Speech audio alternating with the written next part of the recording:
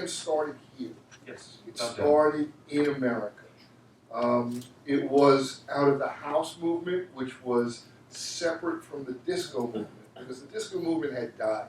The EDM movement came directly out of what was house, and house started in Detroit, Kevin Saunderson, in Chicago with Frank and his whole crew of people, Silk Hurley, Steve, and Tony Humphries out of New Jersey. Now, Tony probably had the most power out of all of these people because he was on KISS FM in New York.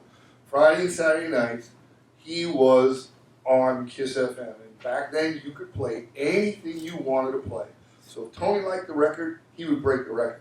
If it came from Portugal, if it came from Romania, if it came from Italy, he would play the record. I remember one time, he's standing there playing this record, and Joe Hecht, who was the promotion guy for RCA at the time, came running in and goes, "That's an amazing record. Whose record is that?" And Tony went, "You dummy, it's yours. It's out of Italy. You haven't heard it yet." And it was Black Box. It was, it happened to be Strike It Up. And we were able to break different records and start different things back then because we had radio. And radio was king then. Friday and Saturdays, record labels would tape his show and call us up on Monday and go, "Okay, what was that record?" No, the fifth one. What was the fifth one? And that was the way it broke. So that's really where all of this came from. I mean, if you look at I managed Tony, then I managed Todd Terry for 13 years. And Todd was the biggest DJ in the world. Todd the God. He was a superstar DJ. What we used to do is we started DJ tours because we didn't want to live in London, we didn't want to live in Europe, but we wanted the money. So we would come over and we set up Friday nights with Tony up at the Hacienda. He was an amazing guy.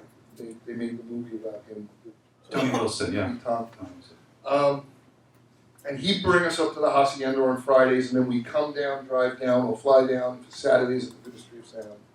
We did that for a few years, just on and off. But that was just an amazing, amazing time. But we were breaking, again, artists. You know, Martha Wash, Jocelyn Brown, Shannon, Todd Terry Project, the Babaravitiri record. You know, it was song-based, it was record-based, and we were breaking music. We went from there to Stop It.